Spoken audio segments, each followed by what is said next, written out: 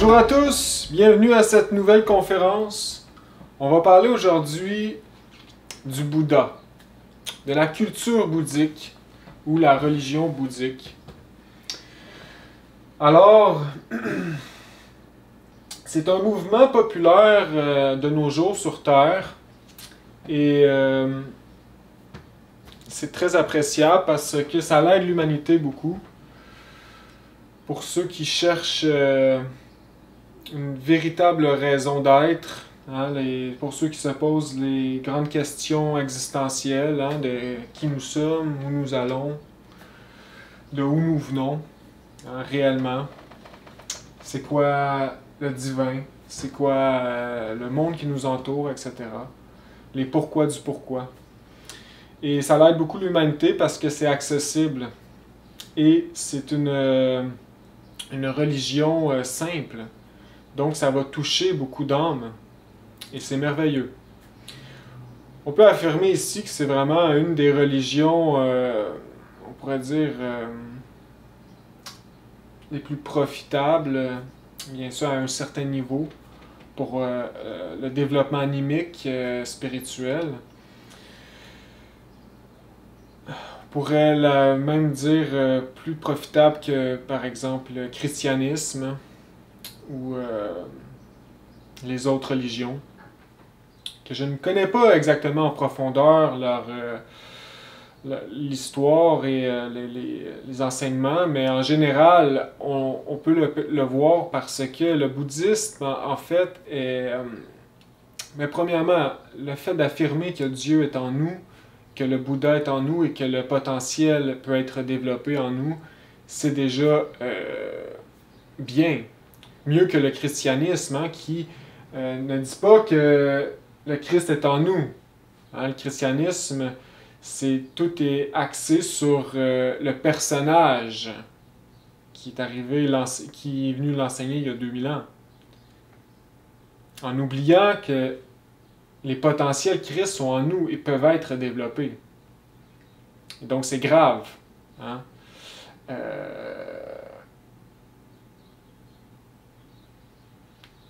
Donc le cœur du christianisme, c'est de croire en le Christ et on va être sauvé.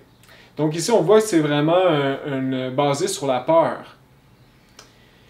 Il n'y a aucune pratique véritable intérieure dans le christianisme. Donc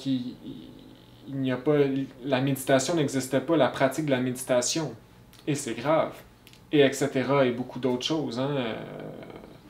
Ils n'expliquent pas en profondeur c'est quoi l'enfer, c'est quoi le paradis. Ils font juste dire crois, puis c'est tout, tu vas être sauvé si tu crois. Si tu crois pas, tu vas aller en enfer. C'est tout. Donc c'est très... et ils ont des rituels de liturgie, mais voilà, sans comprendre qu'est-ce qu'ils font. Et puis, donc, c'est dégénéré. Le bouddhiste, c'est une religion dégénérée aussi, bien sûr. Ça n'apporte pas l'éveil de la conscience, le bouddhiste contemporain. Mais au moins, ça vient affirmer que Dieu est en nous et que le potentiel est en nous et qu'il peut être développé. Et aussi, il y a le côté pratique. Donc, la pratique de la méditation. Par la méditation, on arrive au nirvana, hein, au bonheur intérieur, etc. Donc, juste là, c'est déjà mieux que croire ou pas croire, puis c'est tout. T'sais, il va faire un crime, ben c'est pas grave parce que après, si tu crois, t'es sauvé. Donc, c'est un peu ridicule. Hein? Et donc, voilà. Et les autres religions, eh bien, je ne les connais pas en profondeur, mais déjà, l'hindouisme, hein, qui parle du karma, dharma, ben, c'est déjà aussi bon, hein, mais je vois vraiment le bouddhisme comme qui aide, c'est une des religions qui aide le plus, vraiment pour le fait que ça apporte la pratique, la méditation, qui, peu importe quelle religion, la méditation n'appartient à aucune culture religieuse. La méditation, c'est une science de l'homme, qui appartient à l'homme. Donc c'est une science qui a toujours été, qui sera toujours. Donc voilà. Et pour venir à l'enseignement bouddhique, eh bien, comme je dis, c'est dégénéré avec le temps, hein, ça s'est perdu. Et donc, comme toutes les religions en fait, et donc ils doivent revenir, le cœur de toutes les religions doit être réenseigné à chaque moment où le desiderata divin veut la donner à l'humanité. Et le dernier qu'il leur a apporté c'est la gnose contemporaine, hein, samaélienne. Donc, Samael Aun Weor, c'est lui qui a apporté la gnose d'aujourd'hui, qui est une gnose particulière car c'est une synthèse. Et c'est divulgué dans un langage compréhensif et vraiment dépourvu de symbolisme et de secret. Tout est dit de façon simple et il n'y a rien de caché, hein, de façon crue. Donc c'est facile à comprendre. Et c'est donné à l'humanité au complet. Il n'y a plus de... on ne doit plus se faire des initiations de passage pour avoir le secret. Non, tout est donné de façon gratuite parce qu'on est rendu à la fin des temps. Et on est rendu à une époque où, il n'y a plus rien à perdre. On donne le secret à tout le monde et vous en faites qu'est-ce que vous en voulez. Et donc, c'est seulement celui qui a vraiment la volonté de la mettre en pratique qui va réussir. Et c'est difficile parce que toute l'humanité va dans le sens inverse de la spiritualité. Donc, ça s'appelle nager à contre-courant. Donc, même si on a la gnose facile, gratuite, ben, l'appliquer, c'est plus difficile qu'avant. Parce que l'humanité est plus lourde matériellement, plus lourde psychiquement, etc. Plus athée. Et donc, bref, je ne vais pas rentrer dans les détails, c'est quoi la gnose, etc. Mais juste dire que la gnose, ça veut dire connaissance en latin, et c'est le cœur de toutes les religions. Et donc, le Bouddha, Siddhartha Gautama Shakyamuni, qui a apporté le bouddhisme et sa doctrine à l'époque, a enseigné la gnose, telle que Samael Aun Weor l'enseigne aujourd'hui. Mais bien sûr, dans le langage de l'époque, etc. Et ça s'est dégénéré jusqu'à aujourd'hui. Même chose pour le Christ Jésus. Il y a 2000 ans, il a apporté la gnose dans le langage de l'époque, pour les gens, leur psychologie de l'époque, et ça s'est dégénéré en 2000 ans. Et la même chose pour toutes les religions. Donc, Christ, et Bouddha, etc., c'est des degrés initiatiques, hein? C'est des titres initiatiques. Donc, il y a beaucoup de Christ, il y a beaucoup de Bouddha. Il existe les dimensions parallèles de la nature, qui peuvent être les enfers, qui peuvent être le paradis. Et il y a des moyens scientifiques, réels, pour les visiter. Et un jour, pour pouvoir y vivre. Parce que les dimensions invisibles existent. C'est qu'est-ce que Samael vient nous expliquer, et les moyens pour y accéder. Donc, dans le bouddhisme, on appelle ça les nirvana. Il y a différents degrés de nirvana. La réalité, c'est qu'il y a différents degrés de dimensions invisibles de la nature, de plus en plus subtiles, des régions. La Kabbale en parle beaucoup, hein, c'est les cercles séphirotiques, de l'arbre de la vie, de l'arbre kabbalistique, les paradis chrétiens, etc. Et donc, les dimensions infravisibles, eh bien, c'est, on pourrait dire, les enfers, hein, l'astral inférieur, etc. Donc, toute cette thématique est enseignée par le maître Samael, qui, en passant, était... il y a toujours eu un sauveur qui a été annoncé, et c'est le Bouddha Maitreya, hein, qui veut dire le Bouddha du futur. Donc c'est enseigné dans la culture japonaise et dans le bouddhiste en général. Le Bouddha Maitreya, c'est Samael Aun Weor qui est venu il y a à peine 70 ans, 80 ans. Nous donner le verbe le vrai bouddhisme comme il était enseigné à l'époque, en secret.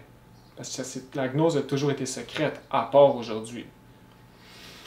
Donc, après ce bref préambule, on va parler de cette doctrine qui a été apportée par le Bouddha Siddhartha Gautama Shakyamuni, qui est un maître aujourd'hui vivant, qui est dans la loge blanche, bien sûr dans les dimensions invisibles de la nature.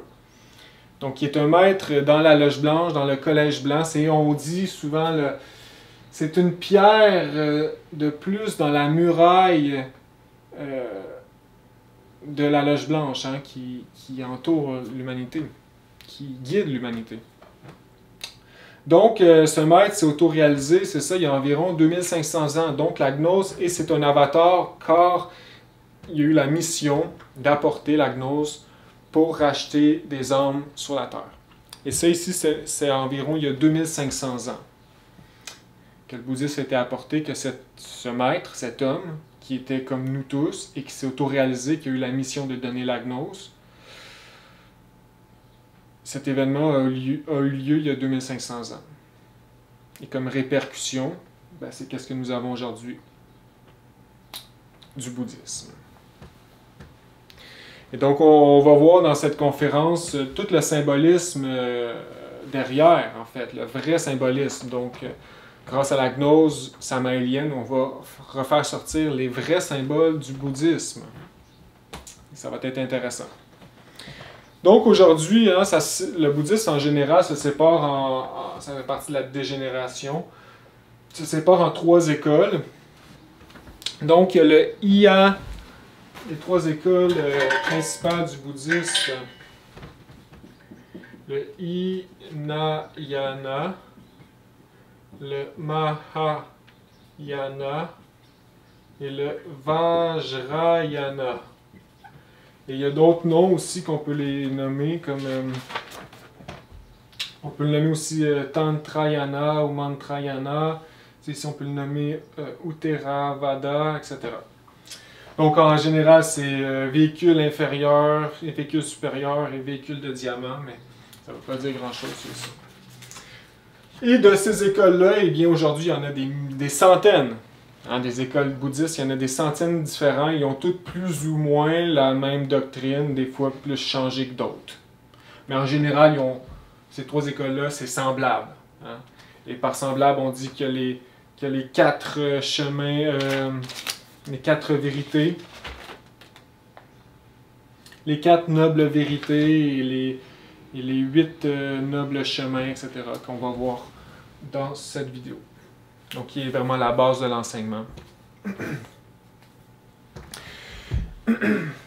Donc, aujourd'hui, on va voir la doctrine de la religion tibétaine, qui est plus Mahayana, mais qui aussi relie les 3. Mais ici, on va parler donc plus de l'histoire en lien avec le bouddhisme tibétain. Et dans le bouddhisme tibétain, il y a vraiment 2 mouvements qu'on doit définir. Il y a les Bonzes, donc ceux au chapeau jaune, et il y a les Dad Dug Pas, ceux au bonnet rouge qu'on appelle. Et donc, il faut bien savoir que les Bonzes, ils ont été décrits des fois comme par Blavatsky comme des magiciens noirs, mais par analyse du maître Samael, il s'est rendu compte que n'était pas vrai et que c'est des magiciens blancs. C'est une école blanche qui enseigne le Maituna en secret. Un grand arcane, un grand secret. Mais il était radical. Et il explique dans une anecdote qui dit qu'à l'époque du Tibet antique, quand l'humanité était plus lumineuse, eh bien, celui qui voulait rentrer dans cette école, qui voulait les initiations, eh bien, devait aller cogner au temple. Et puis, le moine qui ouvre la porte avait un collier de tête de mort, de crâne d'humain, avec un couteau et plein de sang, et du sang. Il dit « Bonjour, qu'est-ce que tu veux? Pourquoi tu viens ici? » Puis là, le néophyte, il dit « Ah, j'aimerais savoir l'initiation. » Puis il dit « Ah ouais, ok, il est temps. » Il fait rentrer. Et puis là, il prononçait un mantra sacré qui faisait apparaître physiquement ses égaux. Et qu'il fallait qu'il se batte à mort contre ses égaux. Donc, il initie avant de rentrer dans le temple et demander ce grand secret, cette initiation. Il fallait qu'il pratique le kung-fu et tout ça, donc une grande préparation. Donc, il pouvait mourir. Et aussi, quand il se faisait enseigner le grand arcane, il se faisait donc présenter une femme et pratiquer le grand arcane qui est la sexualité sacrée. Et puis, s'il répandait une goutte, il y avait un garde à l'extérieur avec la clairvoyance qui le voyait, qui rentrait dans la chambre, qui le décapitait, tout simplement. Il mourait. Donc, c'était. On ne se rend pas compte à quel point la gnose, c'est sacré. À l'époque, les gens perdaient leur vie pour la gnose, parce que c'est sacré. Donc, voilà, c'est intéressant. Donc, c'est ça, c'était radical, mais voilà, c'est blanc. Et mais les dades, donc, positifs. Ça ici, c'est négatif, c'est des vrais magiciens noirs. Les dades d'Ugpas, ils enseignent le tantrisme noir, donc la sexualité négative, donc la sexualité en renversant le vase d'Hermès, en répandant l'énergie sexuelle pendant l'acte. Donc, on parle ici de... On ne rentrera pas dans les détails, on comprend ici. Et donc, c'est des magiciens noirs pour de vrai, et dangereux, et voilà. Il ne faut pas les confondre.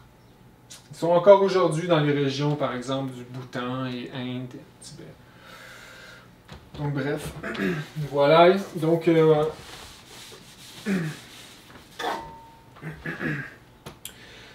y a beaucoup de termes dans le bouddhisme. On va en voir quelques-uns. Donc, ici, le Bouddha de la contemplation.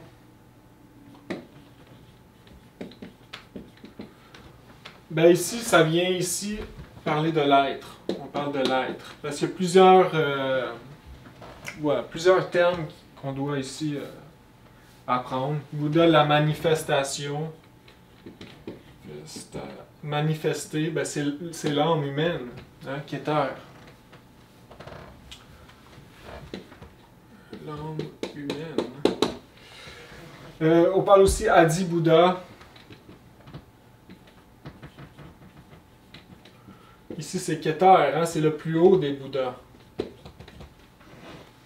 On parle aussi Avalokitesvara.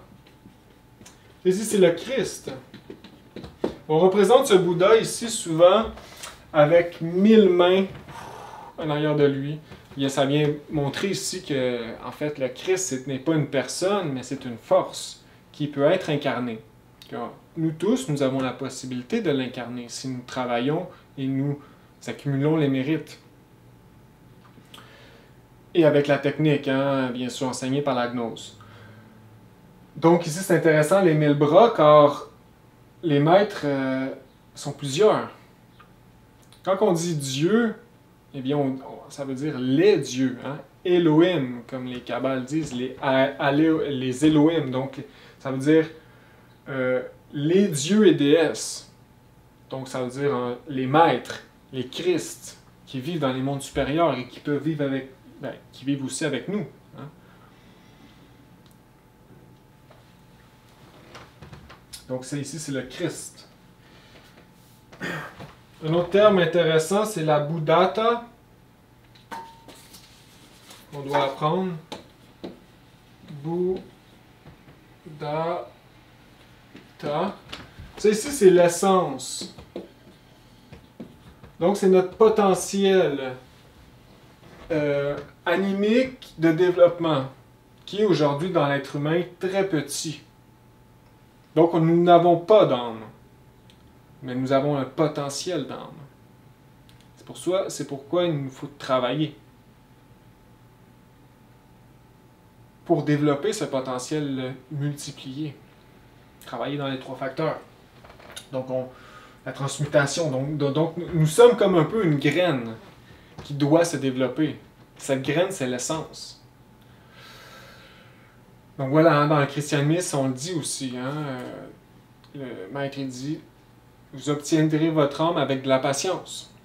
Ça veut dire qu'on n'en a pas en ce moment. Mais on a un potentiel.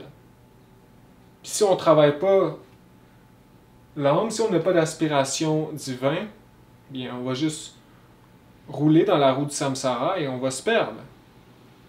Voilà, le cycle du samsara. On ne va jamais se développer. Donc Buddhata, c'est l'essence. Et il y a d'autres voilà, d'autres termes comme ça ici, mais ça ici, on pourrait dire que c'est vraiment la base. Surtout, surtout ces trois-là, mettons. Et surtout ça ici, la Buddhata, c'est important de savoir. Et donc ici, pour faciliter la vidéo, quand je vais dire le Bouddha, eh bien, je parle ici du maître, Gautama Shakyamuni, qui a donné le bouddhisme. Aussi, on a le terme Bouddha, comme je disais, en vérité, quand on dit le vrai terme Bouddha, qui veut dire celui qui est éveillé. Donc, le vrai terme Bouddha, c'est en fait un grade initiatique qu'on incarne quand on fait les initiations des mystères majeurs. Donc, à force de monter le feu sacré, c'est le 4e feu, donc le corps mental. Quand il est monté, on obtient le titre de Bouddha. On n'a pas fini le travail encore, il faut continuer, mais on obtient le titre de Bouddha. Donc l'être devient un Bouddha. Et nous aussi par le fait même. Mais le travail n'est pas fini, il faut continuer. Donc ici, on voit ici, c'est un titre initiatique. On parle aussi de la Bodhi dans la dimension bouddhique. Hein, il y a un autre type de Bouddha, etc. De sagesse. Ici, c'est le corps conscient de l'être.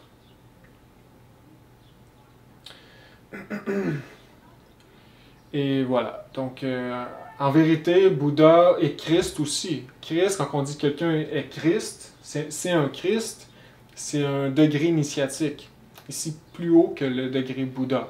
En fait, le degré Christ est vraiment un des derniers degrés. Et celui qui est Christ a obtenu la résurrection. Donc, si la résurrection a été faite avec le corps physique avec lequel il a travaillé, bien son corps physique devient immortel, comme l'a démontré le Maître Jésus. Son corps physique a réellement ressuscité. Et aujourd'hui, il vit avec le même corps physique qu'il avait il y a 2000 ans. Son corps est invincible. Ça, c'est parce qu'il a atteint le degré Christ. Et il y en a beaucoup d'autres maîtres. Dans le cas de Samaël, il a perdu son corps physique, mais c'était une volonté de son père, de son être, parce qu'il avait gardé un corps en Égypte. Mais il s'est ressuscité dans le corps en Égypte. Donc aujourd'hui, le maître Samaël vit avec un corps physique. Voilà. C'est les mystères de l'ésotérisme ici. Donc Christ est un degré initiatique.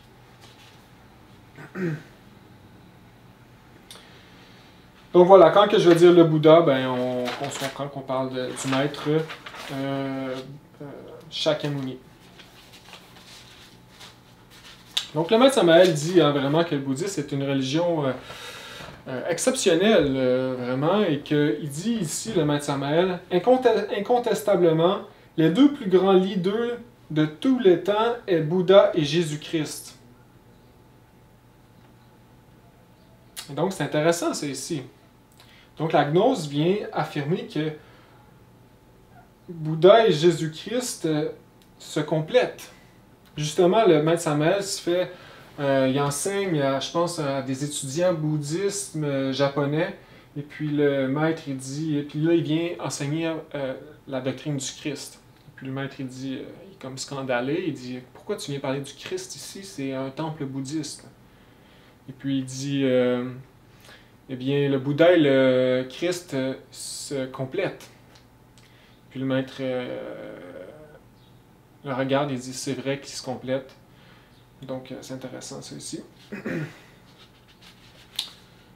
Donc, voilà, ils se complètent, c'est intéressant. Voilà, la gnose. Hein? la gnosis universelle qui a toujours été. Donc c'est intéressant ici.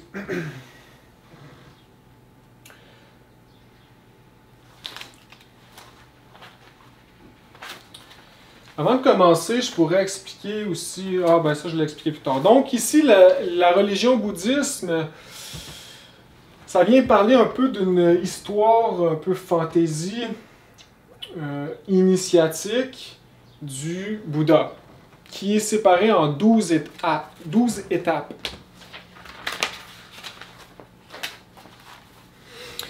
Donc ici, c'est séparé en 12 étapes. Puis ça vient nous rappeler, ici, on voit à quel point tout est relié, hein, parce qu'ici, on va parler beaucoup de la Kabbale, hein, du tarot. Ici, le 12 qui est un peu la fondation, hein, parce que, par exemple, les 12 pierres de la Cité Sainte sur lesquelles on construit notre Jérusalem, notre monde intérieur. Voilà. Et voilà, le 12 est significatif, hein, je viens l'expliquer dans la carte 12 du tarot de la vidéo. Et donc c'est intéressant, c'est le fondement un peu du travail. Et voilà, donc voyons-les. Le premier. Donc ici, hein, je vais juste pour clarifier. C'est une religion qui a bien sûr dégénéré avec le temps et qui était aussi seulement dictée oralement, donc passée oralement. Et donc, et même aujourd'hui, nous avons dans les sutras bouddhistes, le maître, il dit que sa religion ne va durer que 500 ans. Donc, le vrai gnose comme elle l'est, n'a duré que 500 ans après que le Bouddha soit parti, qui a donné sa mission. Et après 510 ans, elle a été dégénérée. Et donc aujourd'hui, nous sommes rendus à 2500 ans, donc elle est encore plus dégénérée. En plus que c'était seulement oral. Alors, voilà, les variantes sont énormes. Et l'histoire, bien sûr, est c'est très mélangeant. Donc heureusement, la gnose nous est rapportée aujourd'hui et c'est grâce à elle, au maître Samael, qu'on peut la replacer. Mais là, je vais l'expliquer et on va voir ici, c'est un mélange d'un peu sa vie personnelle et d'un peu le chemin initiatique avec des symboles. Et c'est la même chose un peu pour le christianisme. Hein? Le maître Jésus, c'est la dernière scène, pas la dernière scène, mais toute l'histoire de sa vie, comme on la connaît dans la Bible, eh bien, il l'a vécu pour de vrai, mais c'est aussi des allégories et des enseignements qui s'adressent à nous pour faire naître notre propre Christ intime. Pour qu'on arrive nous-mêmes à l'autoréalisation. Donc, c'est sous plusieurs angles. Mais le plus important, c'est initiatique pour nous. Hein? C'est un enseignement, mais qui a vraiment vécu. Donc c'est ça qui est intéressant. Et c'est la même chose avec le bouddhisme. Donc le 1, ça s'appelle la promesse. Donc la promesse dans l'histoire, c'est ici, Shvetaketu. Shvetaketu, qui est en fait l'être, comme le Bouddha de la contemplation. Eh bien, ici, l'histoire raconte qu'il est dans les mondes supérieurs et puis qu'il enseigne le Dharma. Donc ici, Dharma, dans le bouddhisme, ici dans la gnose, on l'apporte concrètement, c'est le contraire de karma. Donc c'est les bonnes actions qui apportent les bonnes conséquences. Mais on peut le voir de différentes manières. Dharma, ici, on parle de l'enseignement supérieur.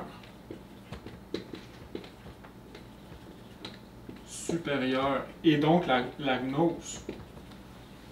C'est ça le dharma ici qu'on vient nommer. C'est l'enseignement supérieur, la gnose. Dharma, ça peut être d'autres choses aussi. Hein. Ça peut être comme compassion, je crois, ou voilà. Donc il y a plusieurs significations, mais ici, on vient parler c'est l'enseignement supérieur, la gnose, le dharma. Donc ici, il y a un maître dans les mondes supérieurs,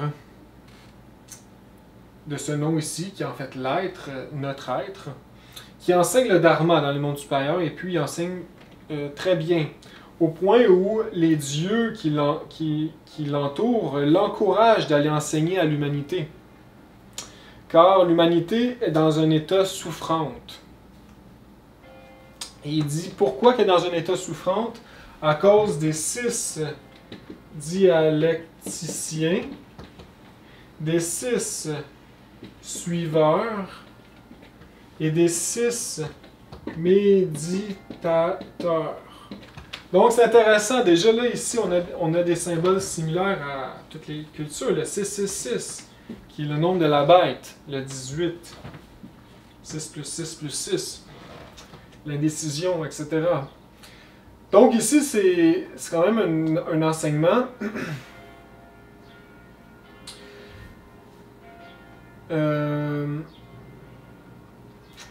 donc le 1 du tarot, ça représente l'être à l'intérieur de nous qui nous donne l'impulsion du chemin, à nous développer, à travailler. Le 1 signifie aussi la volonté.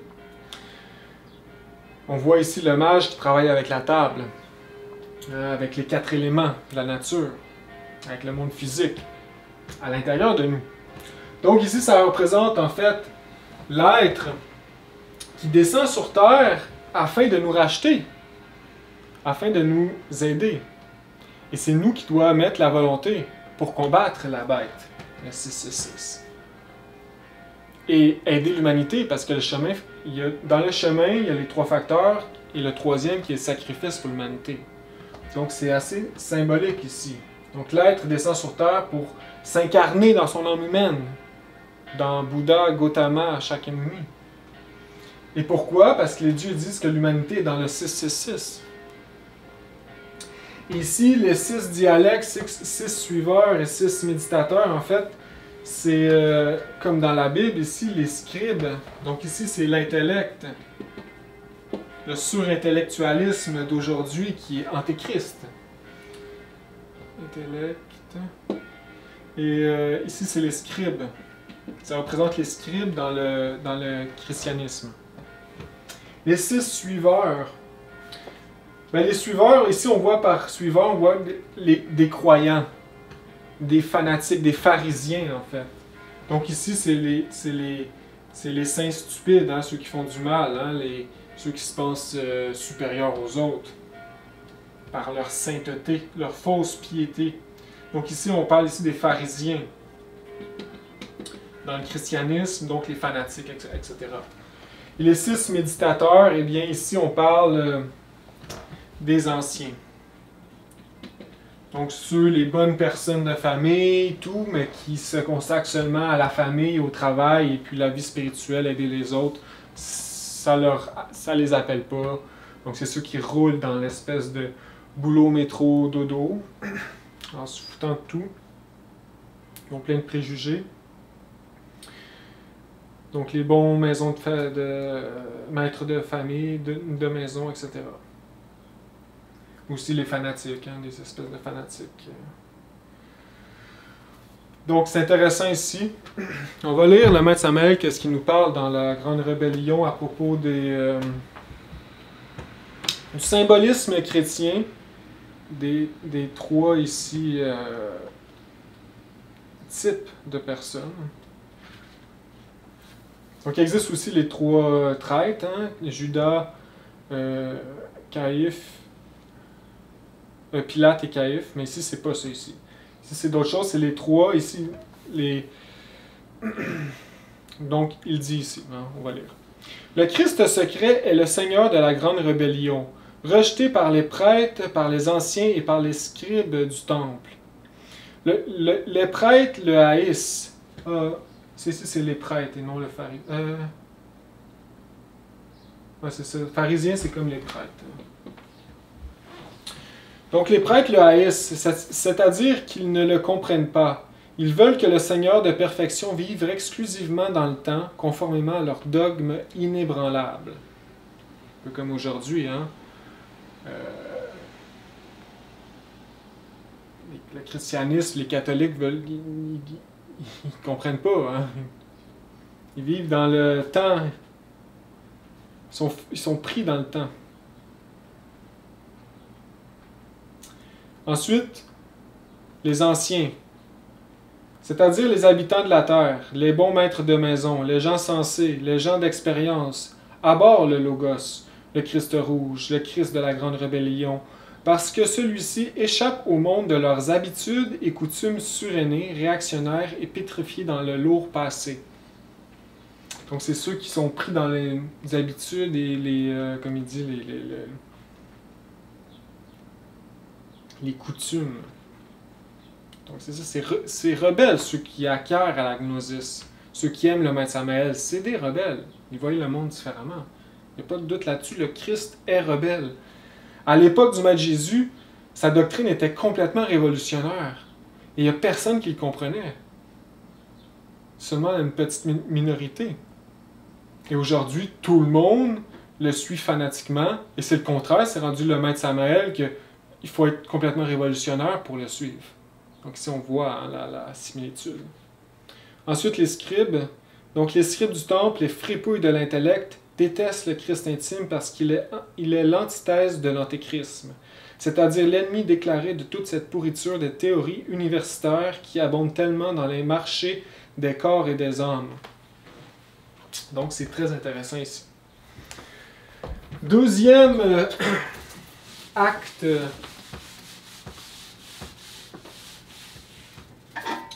Bouddha.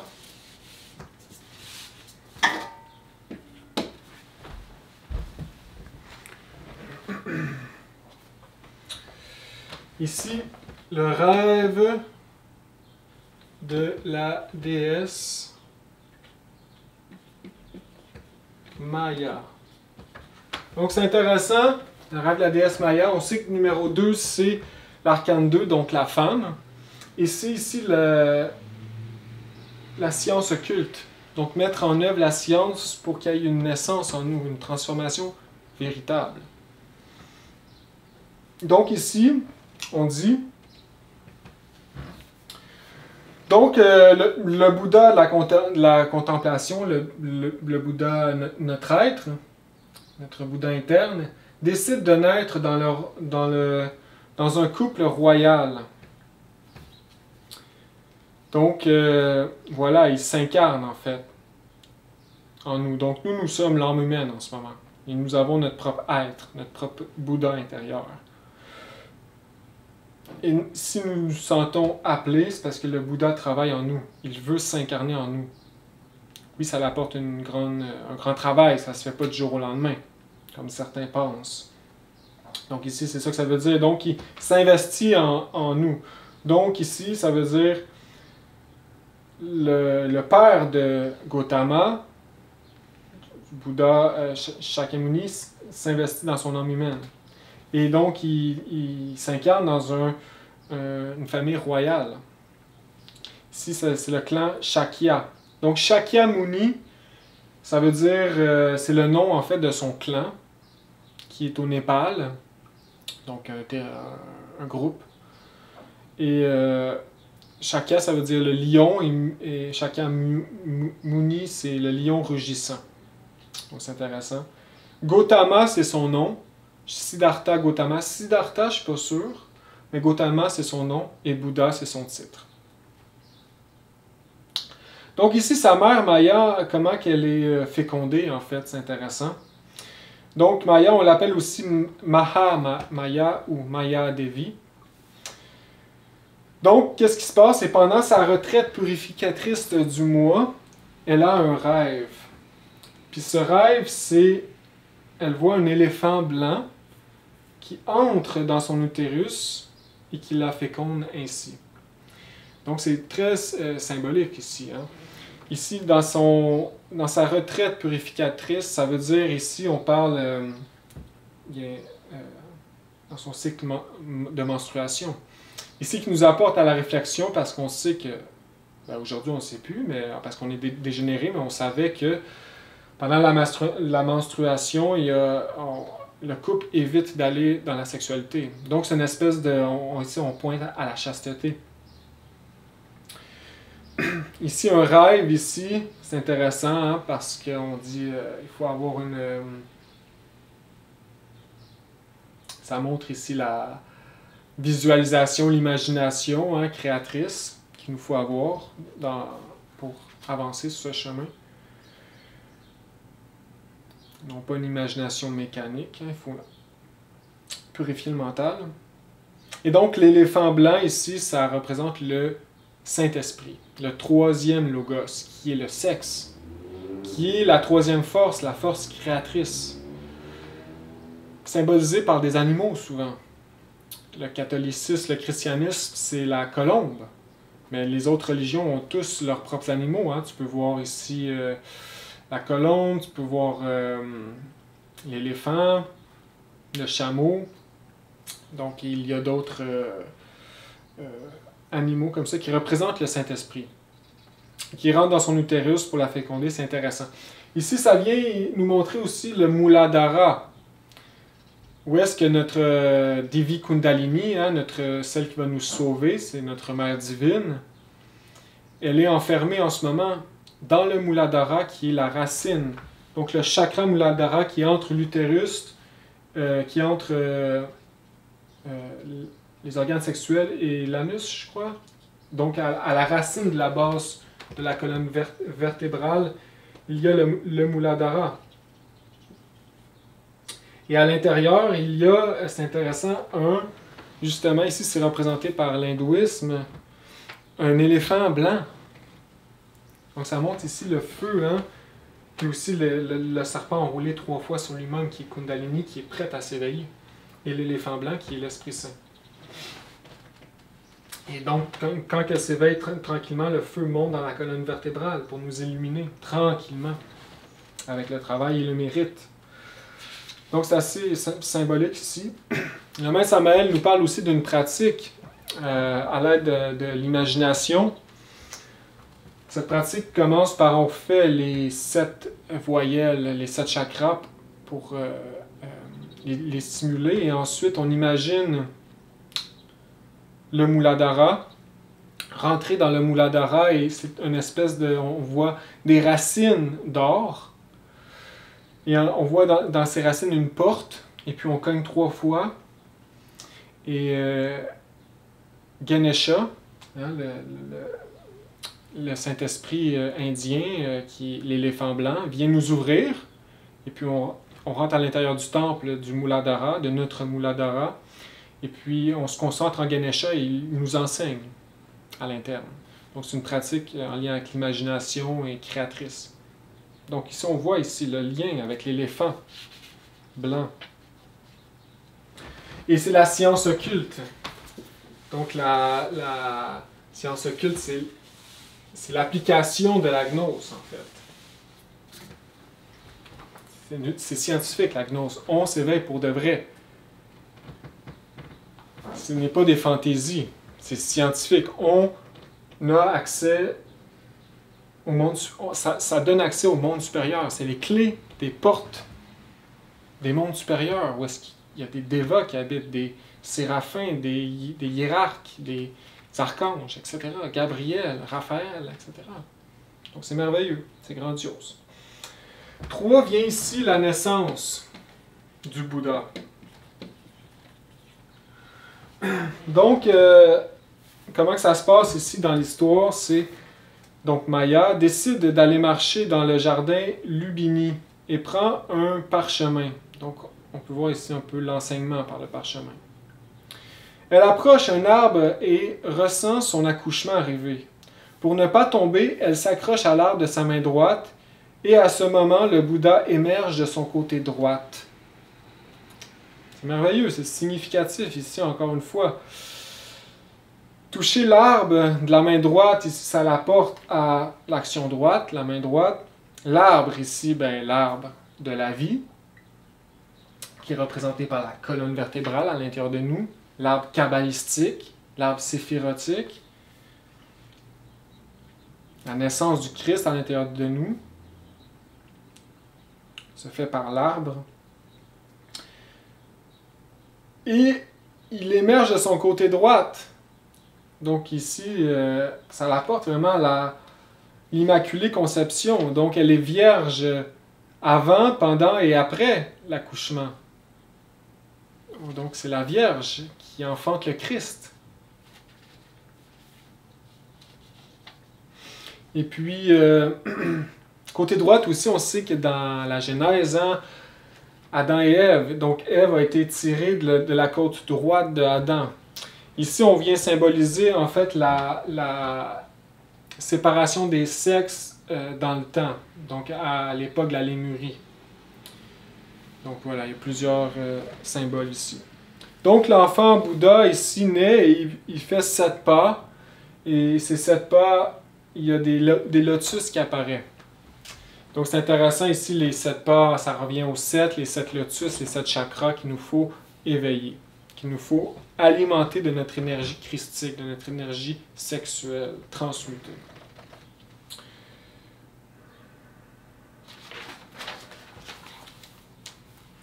Aussi, après 7 jours, l'histoire dit, dans cette version-là, parce que c'est ça, je dis, il y a plusieurs versions qui changent. Hein. Donc ici, c'est la version tibétaine.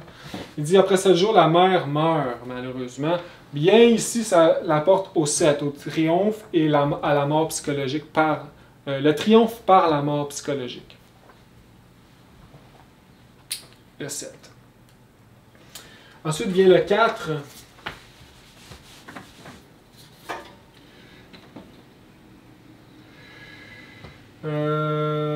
L'expert en or. En or. Donc le Bouddha, tout petit, est né dans une famille royale. Et donc à sa naissance, il y a deux prédictions. Tout montre que c'est un grand homme et ça va être un homme merveilleux. Et donc il y a 2 prédictions qui est données. Et le premier, c'est soit il devient un saint incroyable ou un roi grandiose. Et donc, son père, lui, qui est un roi, il dit « Ah non, je veux pas qu'il devienne un saint, lui, il va devenir un roi. » Et donc, son père ici, ça représente un peu à l'intérieur de nous, un peu l'illusion de Satan, de la matière. Parce qu'il garde le Bouddha depuis sa naissance, il garde protégé. Et il protège de tout le mal, donc de tout ce qui est vieillesse, toute imperfection, toute maladie, toute de la mort. Donc Bouddha vit vraiment dans une illusion, il voit jamais de gens vieux, jamais de gens malheureux, il naît comme ça, parce que son père le protège du mal. Donc ici on peut voir, ici c'est un peu l'illusion hein, qu'on se donne de la vie, hein, toujours essayer de rester positif, mais en vérité, tout est souffrance, tu sais. On veut juste pas le voir. C'est un peu l'illusion intérieure ici que ça apporte. Donc, il y a une éducation très profonde, hein, parce que voilà, c'était un prince, et une éducation scientifique, astrologique, dans l'art, et il devient un guerrier et tout. Et voilà, ça représente ici l'illusion, hein, le développement intérieur et l'illusion.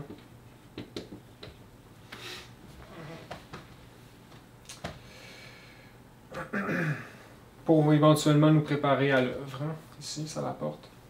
Mais ici, on voit ici que c'est un peu ambigu l'histoire initiatique puis l'histoire du vrai Bouddha. Donc, on voit ici, on essaie de faire des liens, mais on ne sera jamais capable de... en fait, on est capable parce que c'est la gnose, mais ici, on essaie de trouver la gnose à travers le Bouddha comme il est raconté aujourd'hui, qui est très différent, en fait, que ce qui était vraiment raconté. Mais c'est quand même intéressant de le comprendre et de l'apprendre. Apprendre toutes les religions à travers la gnose, c'est intéressant. Puis ça nous édifie d'une certaine manière, bien que ça peut être très fastidieux et coûteux en temps. Donc le 5 ici, c'est plaisir royal. Plaisir du royaume. Donc la 5e étape, le Bouddha grandit comme ça dans l'illusion de la matière. Et puis à 16 ans, il se voit le temps de trouver une épouse. Et puis il doit démontrer ses capacités. Et donc il fait des compétitions d'archer, de combat. Et puis il trouve son épouse qui est Yashadara.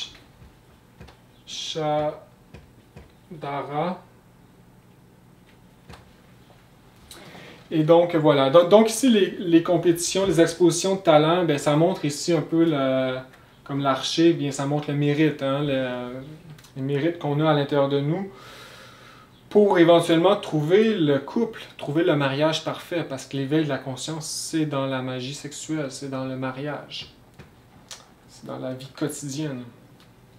Donc, mais ça prend le mérite, il faut payer du karma. Et donc voilà ici un peu la signification, puis ça l'apporte aussi au mariage parfait, bien sûr. Et le 16 de 16 ans, eh bien voilà, c'est soit ça passe ou ça casse, donc c'est un âge critique. Et donc, ils ont des enfants. Ici, dans la version ici, c'est à 29 ans, il y a un enfant. Dans d'autres versions, c'est avant. Et donc, qu'est-ce qui est intéressant ici, c'est que l'enfant s'appelle Raoula. Et ça, ici, ça veut dire, en sanskrit, chaîne ou lien. Et même dans le langage hébraïque, ça veut dire ici... Ah non, c'est pas là ici, c'est un autre mot. Donc ici, c'est ça, en sanskrit, c'est chaîne ou lien. Bien, ça nous apporte ici au fardeau de la vie.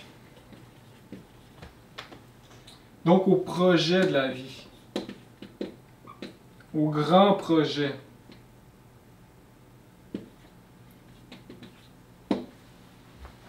Grand projet matériel.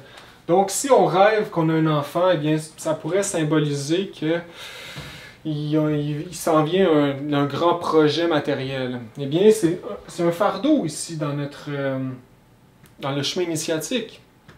Ça représente un fardeau parce que on ne veut pas être attaché beaucoup à la matière. Hein? Ça va nous prendre du temps, etc. qu'on peut mettre sur notre travail intérieur. Donc, c'est qu'est-ce que représente ici ce nom? Et l'enfant, le symbolisme. Ça nous attache à la matière. Donc, 6.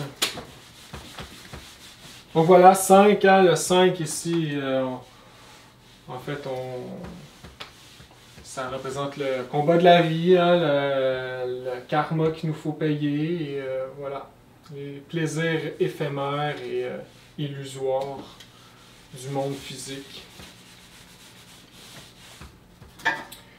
Et donc 6,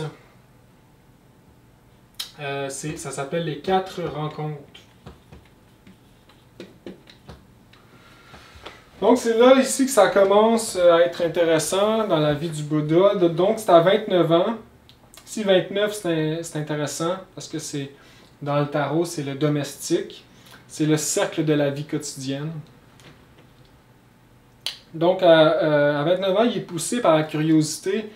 Parce qu'il vit encore dans son royaume protégé de tout, puis pour lui, la vie est rose et parfaite. Là, t'sais.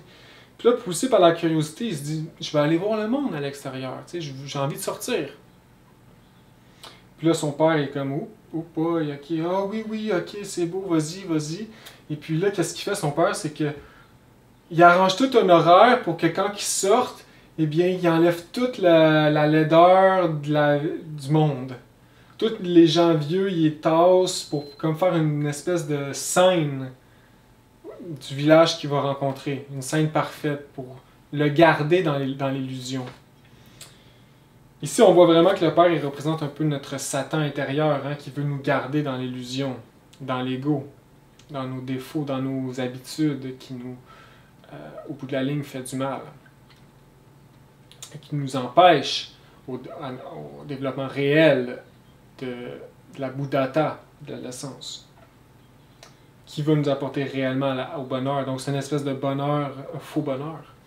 Et donc le Père ici accepte, mais continue à le protéger, à vouloir le garder dans l'illusion. Et donc, ça se passe comme ça. Donc il s'en va voir avec son chariot. Puis tout est parfait. Ouhou, je visite le monde. Et puis, mais là, les dieux en haut, ils ont dit qu'il fallait qu'ils s'incarnent pour donner le dharma. Puis là, il s'est pas en train de donner le dharma, là, il est en train de vivre, la vie est belle. Et donc, ils doivent intervenir. Et comment que les dieux interviennent? En fait, ils se font apparaître, ils lui montrent, ils lui mettent en face de lui un malade, des gens vieux, des gens infirmes, des gens mourants, la réalité de la vie, la pauvreté, le malheur de la vie qu'on vit, la vérité en fait de ce monde. Puis là, l'illusion tombe d'un coup, il est frappé par la foudre et l'illusion tombe.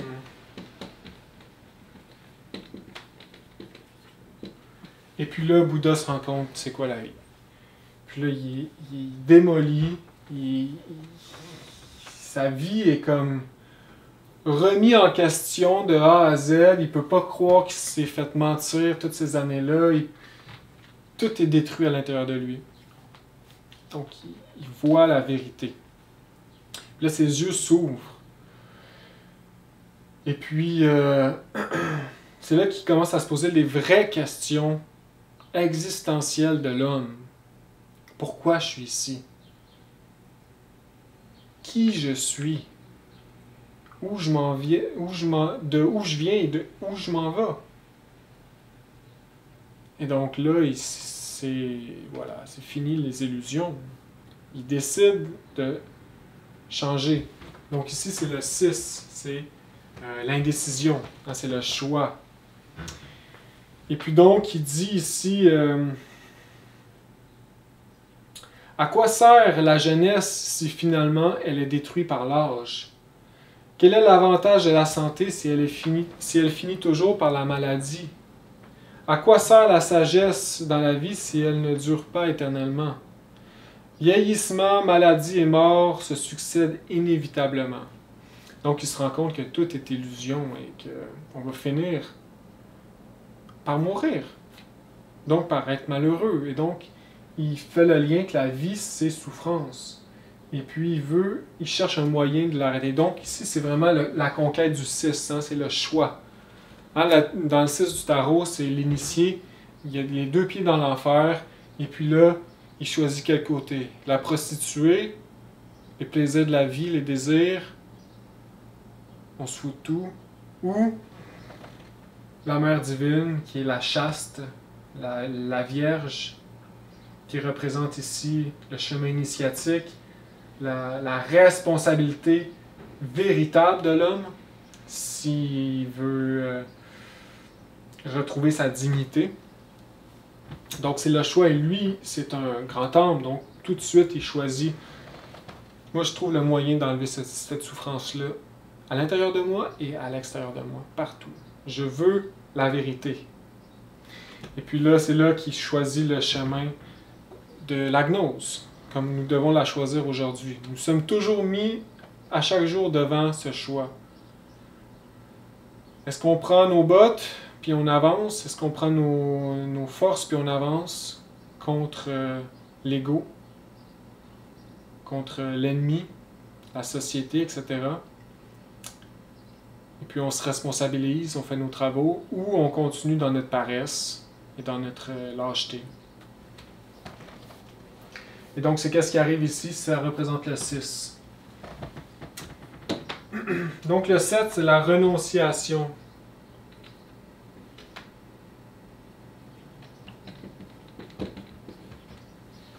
Renonciation. Donc ici, le 7, ça représente ici le tarot. Le 7, c'est le combat, en fait. Le char qui est conduit par l'être, et nous sommes le char, les 4 éléments, etc., les corps. Et donc, ça représente l'être qui va combattre à l'intérieur de nous. Donc, nous allons combattre. Et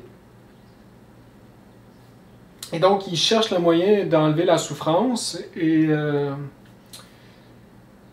Et donc, il voit un moine qui est dédié à la vie spirituelle, et puis, par compassion, bien sûr, pour l'humanité et pour tout, eh bien, il décide de renoncer à tout, puis il va dans la forêt pour aller méditer. Donc, ça démontre ici la conquête du 6 et du 7. Donc, ici, aller dans la forêt, méditer sans arrêt, renoncer à tout, eh bien, ça démontre la volonté ici qu'on doit déployer. Et puis donc, il s'assoit dans la forêt, il se coupe les cheveux, et il lance les cheveux dans les airs. Et donc ici, le symbolisme, ici, c'est donc il coupe ses cheveux. Couper cheveux. Donc ici, le symbolisme, c'est en fait couper nos liens avec, nos attachements avec le monde physique. Et puis les jeter dans les airs, eh bien, ça veut dire, bien sûr, on veut, voilà, on veut plus d'accumuler de richesses dans le monde physique, mais accumuler des richesses dans le monde de l'esprit. Et ça, le Maître Jésus en parle, hein? Il dit, accumulez pas de richesses dans le monde physique parce que vous allez les perdre de toute façon. Accumulez-les dans le monde du Père, de l'esprit. Ça veut dire des mérites pour l'âme. Parce qu'on sait qu'au bout de la ligne, aujourd'hui, que tu sois riche, que tu sois pauvre, ou n'importe qui, une personne importante, tu vas tout perdre. La richesse, c'est pas juste matériel, hein, c'est la richesse des titres honorifiques, des diplômes universitaires, etc. C'est ce genre de richesse-là, de accumulation de connaissances intellectuelles, d'expériences professionnelles, etc. C'est le genre de richesse qu'on parle ici, de fausses richesses. Et les vraies richesses qu'on veut ici, c'est les vertus de l'âme, la conscience, la lumière, l'expérience dans les mondes supérieurs. C'est ce genre de richesse-là qu'on veut. Surtout les vertus, la paix. Et donc voilà, et c'est ça que ça signifie de couper les cheveux et les lancer.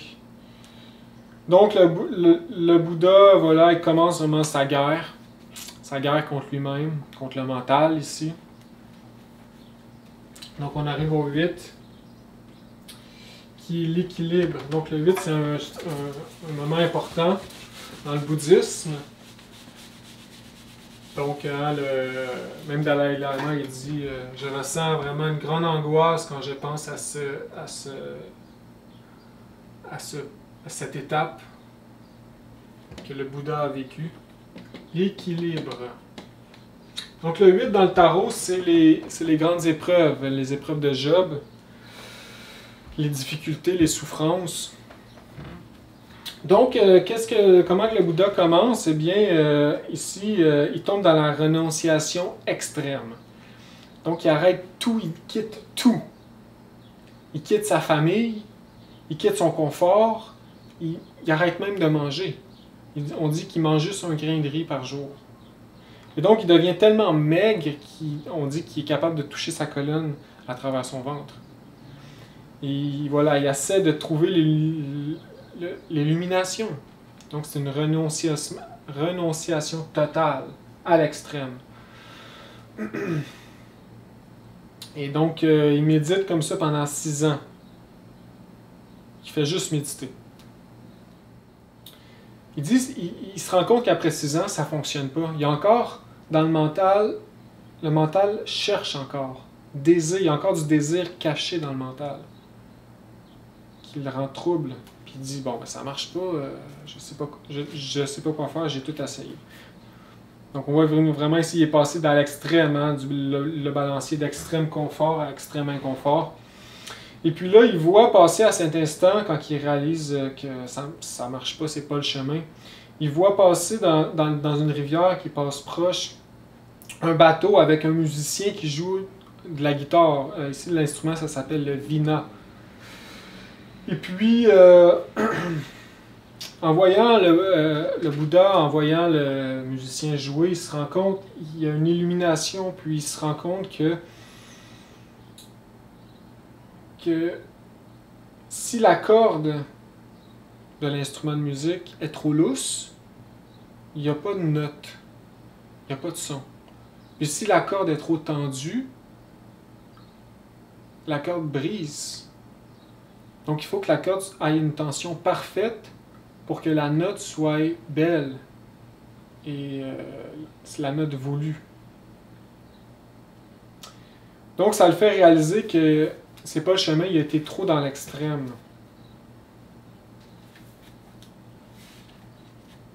Donc il réalise qu'il est sur le mauvais chemin. Et puis qu'il doit bien entretenir son corps physique. Hein? Donc, parce que c'est le seul véhicule qu'on a pour travailler. Donc il faut qu'on soit en forme, il faut qu'on soit heureux, il faut qu'on soit motivé, etc. Et donc on ne peut pas aller dans l'extrême ici. Et puis c'est à ce moment-là qu'apparaît une femme. Donc ici on voit vraiment c'est la voie du Tao, la voie du milieu. Hein? La loi, il faut respecter la loi du balancier. Et puis à ce moment-là, il y a une femme qui apparaît et puis qui lui donne du lait. Ici on dit du lait de 1000 vaches. Il commence à boire et il retrouve ses forces, sa santé, sa beauté, puis une radiation qui émane de lui. Donc c'est intéressant, ici on voit vraiment le symbolisme avec la femme, qui est la porte pour l'homme, donc la science, et le lait, qui est un peu le même symbole que le vin pour les chrétiens. Donc c'est la transmutation. On se nourrit des forces christiques qui sont déposées dans le corps physique par la transmutation. Et on nourrit l'âme. Et donc voilà le symbolisme. C'est très beau comme symbole. Ici, la vache, il dit que ça a été pris d'une vache ici, on ne me rappelle plus du nom, mais ici en hindou, tu as le Kama Dhenu, qui est la vache mère. Ici, Kama qui veut dire amour ou négativement désir. Donc ici, ça rapporte que c'est l'amour. Hein, Donc la vache est un symbole sacré dans toutes les religions, presque. Puis ça a toujours été, il y a toujours eu le positif, qui représente l'ego animal, donc le taureau noir. Et le positif qui représente la mère divine, avec son lait qui nous nourrit. Donc c'est intéressant ici. Et donc voilà cette anecdote. Et puis c'est ici que je devrais parler un peu de la religion bouddhiste aujourd'hui et des dernières années. Et en même temps de toutes les religions. Et malheureusement, notre humanité qui a la conscience endormie n'est pas capable de comprendre que c'est des symboles et donc interprète littéralement les doctrines. C'est qu'est-ce qui crée le fanatisme et c'est qu'est-ce qui crée les mauvaises interprétations des religions et qui crée du mal. Hein, comme contrôler le peuple, comme tomber dans du fanatisme. Le fanatisme, c'est mauvais. Le Maître Samael nous a apporté la gnose. Et le chemin, c'est le chemin du mariage parfait. Si vous voulez savoir c'est quoi le chemin, lisez le mariage parfait, le livre du Maître Samael. Le chemin, c'est le chemin de la famille, du Tao, du juste milieu. Donc c'est l'amour, la sexualité, le bon père de famille. Donc ce n'est pas le fanatisme. Et la responsabilité de travailler, faire des pratiques ésotériques pour nous éveiller. La responsabilité de combattre nos défauts psychologiques, la paresse, toute colère, tout orgueil, toute envie, toute gourmandise, etc. Convoitise. C'est ça le chemin. Mais ça reste que c'est l'amour et non le fanatisme. Et malheureusement, aujourd'hui, les gens inconscients le prennent littéralement. Et commence à dire qu'on arrive à l'éveil spirituel par seulement la méditation. Bien, c'est faux. On arrive à l'éveil spirituel par aller s'enfermer dans une cave et méditer pendant 3 ans. C'est faux. On n'arrivera à rien. Parce que l'ego est à l'intérieur de nous. Puis le seul moyen de le faire sortir, c'est dans la vie commune, vécue normalement, comme tout le monde. C'est la société autour de nous qui nous force sortir nos défauts psychologiques qu'on peut les prendre et les chasser, les détruire. Si on s'enferme dans une cave à méditer pendant 10 ans, l'ego reste à l'intérieur de nous. On n'atteindra jamais l'illumination. Et donc, c'est stupide. C'est pas le chemin. Le célibat, ce n'est pas le chemin. Ça n'a jamais été. Et le fanatisme non plus. Donc voilà, aujourd'hui, beaucoup de spiritualité qui pensent plein de choses, mais ils sont tous dans l'erreur. Parce que le chemin, c'est plus simple que ça. Le chemin, c'est l'amour, la sexualité, c'est la transmutation. Le maître Samael nous dit ici dans le livre Transformation radicale. Il dit ici, il parle de les moines qui ont bouddhistes dans les Himalayas qui ont pris ça fanatiquement au pied de la lettre, puis qui ont vraiment laissé leurs femmes, qui ont vraiment laissé leur famille, hein, ils ont tout abandonné pour soi-disant une vie spirituelle. C'est absurde. Ici, quand on dit que le Bouddha a abandonné tout, sa famille, etc., bien c'est symbolique. Son confort, sa nourriture, sa famille, ça veut dire sa famille intérieure, hein, ses faux amis, ses égaux, ses agrégats psychiques multiples. Donc c'est un reniement de soi-même, de ses défauts, et non de sa femme et ses enfants. Donc c'est mal interprété, c'est ici. Et voilà qu'est-ce que ça donnait ici, il en parle. Et il s'enfermait dans des grottes, on va lire ici. Les monastères orthodoxes, il disait que c'est ça, les monastères orthodoxes devinrent insupportables. Ici dans les Himalayas, des communautés qui sont parties de l'Inde, soi-disant mystiques. Chaque moine qui entrait dans l'une de leurs ermitages était un condamné à mort. Sa seule nourriture consistait en du pain et de l'eau, rien d'autre, qui était introduit dans sa cellule par une étroite ouverture jusqu'à ce qu'il meure. Celui qui apportait aux cloîtrés leur aliment, celui qui s'occupait des ermitages, aspirait naturellement à prendre leur place dans l'un des cloîtres, l'une des geôles inhumaines. Lorsqu'un ermite mourait, on le sortait de sa cellule, on lui donnait une sépulture et l'on incinérait son corps. Puis celui qui était en charge d'apporter la nourriture allait tout heureux le remplacer. C'était donc quelque chose d'abominable. L'objectif était de dissoudre le moi, mais de quelle façon? Quant à nous, mes chers frères, jamais nous ne pourrions accepter une vie monacle aussi absurde, car ce n'est pas le chemin. Le plus grave, c'est que ces cloîtrés qui aspiraient à mourir en eux-mêmes pour s'immerger dans le nirvana abandonnaient leur épouse et le monde. Il va sans dire que c'est une très mauvaise interprétation de la doctrine de Gautama, le sublime. Pourquoi fuir la femme alors que c'est grâce à elle que l'on peut obtenir la réalisation intime de l'être? Il n'y a pas d'autre chemin pour l'homme.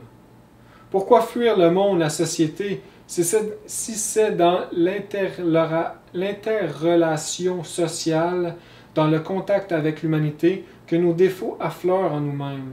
C'est ainsi que nous s'en venons à découvrir les défauts que nous portons à l'intérieur de nous.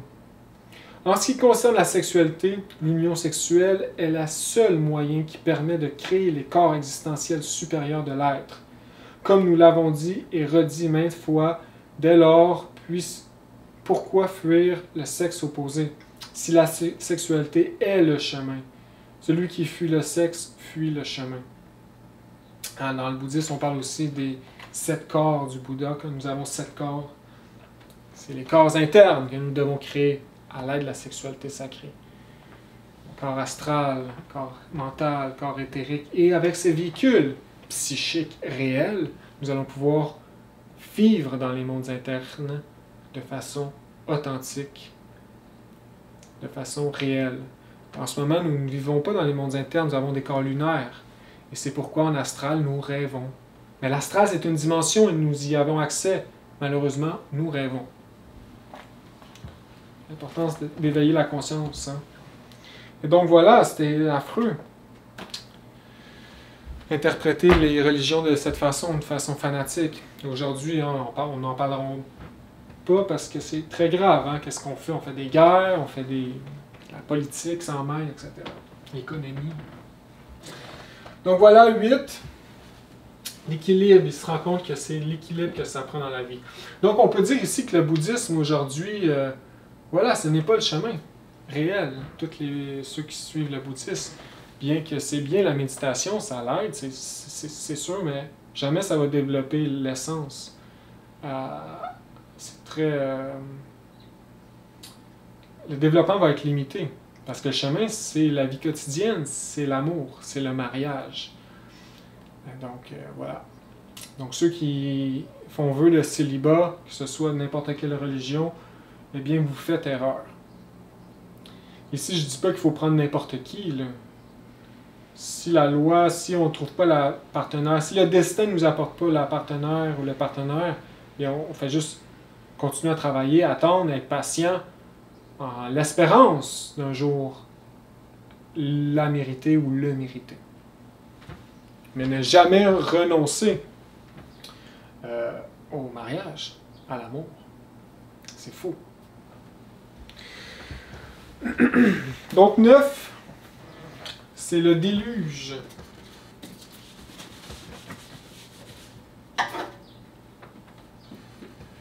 Le déluge et la tentation.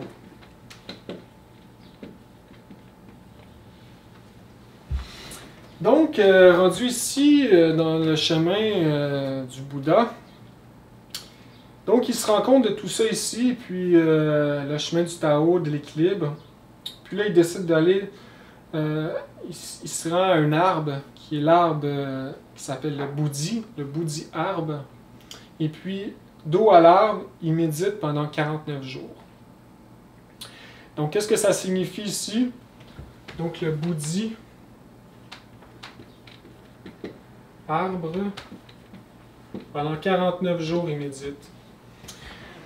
Donc, ben, premièrement, Bodhi arbre, ben, Bodhi ici, ça apporte, ça veut dire sagesse ou connaissance. Dos à l'arbre, eh bien, l'arbre de la sagesse, l'arbre kabbalistique, c'est l'épine dorsale de chaque homme. Ça représente ici notre épine dorsale, que nous devons élever le serpent 7 fois. Donc, on peut dire qu'il y a 7 fois 7 chakras. Hein? 49, 7 fois 7. Donc, les serpents, 7 fois, ils vont élever les 7 chakras du corps physique, du corps éthérique, du corps astral, mental, causal, bouddhique, atmique. Les 7 corps. Aussi, ça apporte aux 7 fois 7 les 49 niveaux du mental. Donc ici, ça veut dire qu'il purifie son mental par la méditation, par la compréhension de ses erreurs, l'application des 3 facteurs de la révolution de la conscience, qui est la base de toutes les religions.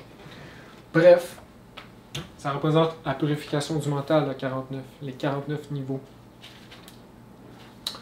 Donc 2 symbolismes ici. Et ici, l'arbre de la vie, en fait.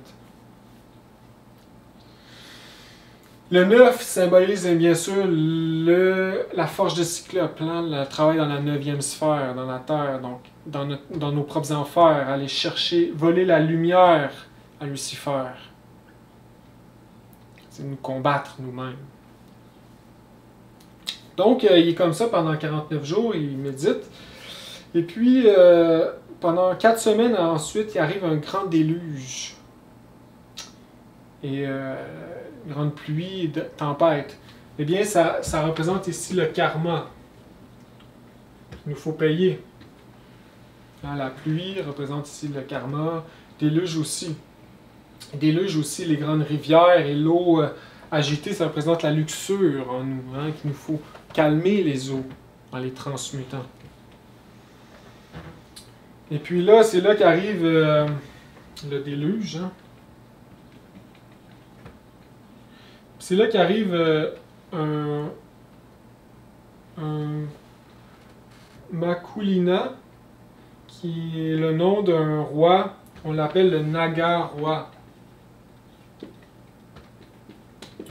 Le roi Naga. Naga ici, c'est serpent. Et puis, en fait, c'est un serpent, et puis il s'enroule en dessous du Bouddha 3 fois pour le soulever du déluge, pour le protéger.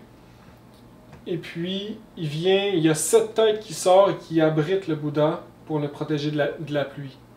Donc ici, ça vient nous montrer que par la création de nos corps physiques, par l'élévation 7 fois de Kundalini, du serpent sacré qui est en nous, dans le Muladhara, on se purifie du karma. C'est intéressant. Naga roi. Et donc, ici, après le déluge, arrive Mara. Donc, le déluge passe et arrive Mara. Aussi, il y a une autre version que Mara arrive pendant le déluge aussi. On va y revoir un petit peu après. Donc ici, Mara, c'est un démon. Il arrive pour tenter Bouddha qui est en méditation ici sur son naga. Et Mara, ça veut dire en sanskrit destruction. Ça veut dire aussi meurtre. Et ça ici, c'est intéressant. Hébraïquement, ça veut dire amer. Amer, hein? Ça ressemble un peu en français. Et donc, voilà, c'est un démon qui lui apporte des tentations. Et donc, il y a plein de démons qui arrivent et qui essaient de l'attaquer. Donc, il lui tire des flèches, qui lui lance du feu, du vent. Puis le Bouddha, il reste contemplatif. Et puis, les flèches se transforment en fleurs. Puis, tout se transforme en fleurs, tu sais. Tout qui est imperméable. Et donc, ici, ça nous montre, ça nous apporte à la transformation des impressions. Transformation des impressions.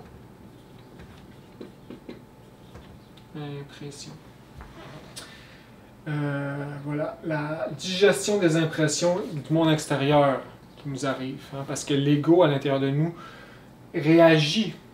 Nous devons le comprendre, c'est les réactions, et en les comprenant, et la prière à la Mère Divine nous les fait digérer ces mauvaises impressions. Donc c'est la transformation des impressions. C'est le symbole ici. Et puis,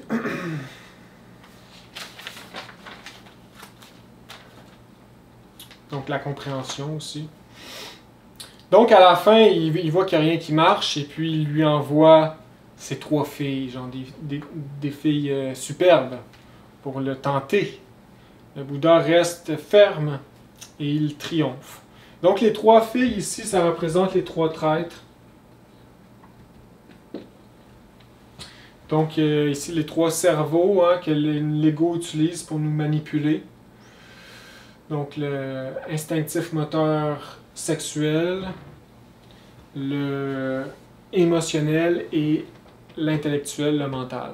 Donc l'ego joue avec ses cerveaux, avec des moyens, par exemple, utilise le mental pour nous envoyer des préoccupations, des mémoires, etc., qui nous apportent des émotions basses, etc. Il joue avec nous, hein, comme une personne qui joue avec une marionnette, qui tire les fils. Donc ça représente, voilà, les 3 traîtres qu'il nous faut combattre, le démon à l'intérieur de nous. C'est l'ego qui utilise la justification, le désir et la mauvaise volonté. Hein, dans la religion chrétienne, c'est Judas, Pilate et Caïphe. Et dans toutes les religions, il y a ces 3 traîtres aussi.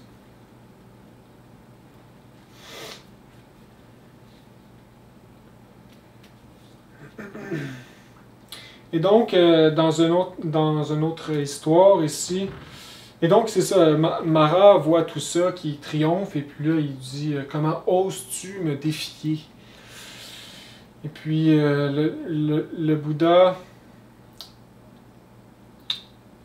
lui dit « Écoute, ça fait plusieurs vies que je travaille, j'ai accumulé le mérite, voilà pourquoi. » Et puis là, le Mara lui dit prouve-le. Et puis c'est là qu'il pointe la terre. Et puis de la terre sort sa Mère Divine qui vient confirmer à Mara que oui, mon fils mérite ce triomphe. Donc c'est là qu'il est combattu, qu'il est détruit. Dans une autre culture, c'est Mara, sa Mère Divine vient, et puis de ses cheveux sort l'eau qui vient nettoyer de tous les démons. Donc ici, c'est un autre symbole intéressant parce que les longs cheveux qui symbolisent ici de la femme la pudeur, hein, la chasteté. Sort l'eau, ici les eaux séminales, le mercure qui vient nettoyer les démons. Par la transmutation, on se nettoie. C'est la base de l'œuvre. Donc voilà, donc on peut dire que il a combattu dans le 9, dans les enfers. Donc on est rendu au 10. Et 10, c'est la roue tourne. Ou la roue. Et c'est intéressant parce que le tarot, c'est la roue de fortune. Et donc ici, dans l'histoire, eh bien, Bouddha a triomphé des 4 épreuves, qui sont donc il a conquéri tous les niveaux du samadhi. Il a conquéri ses existences passées. Il a conquéri ses émotions troubles, donc il est mort à 100%. Et il s'est libéré de la roue du samsara, donc de la mécanique de la nature. Donc ici, ça veut dire qu'il s'est autoréalisé à 100%, ou presque. Et donc, il est enfin prêt pour enseigner le dharma, la mission pour laquelle il est venu sur Terre. Et puis là, les dieux disent « Ah, super, tu peux enfin enseigner à l'humanité. » Et puis, il refuse. Donc, les dieux sont scandalés. Ils font « Ah non, pourquoi tu refuses? C'est pas possible, on t'a aidé, etc. » Mais il refuse d'enseigner jusqu'à Brahma vient lui demander « Maintenant, va enseigner à l'humanité. » Puis c'est là qu'il accepte. Donc, qu'est-ce que ça veut dire, cet enseignement? Ça veut dire que Brahma, c'est Keter. Ça représente le Père. Donc, il nous faut accomplir la volonté du Père si on veut sortir des ténèbres. Si on veut triompher, et seulement la volonté du Père. C'est vraiment la règle d'or. Faire la volonté du Père toujours, jamais la nôtre. Et donc, voilà, ça l'apporte à accomplir la volonté du Père. Donc là, il commence à enseigner à l'humanité.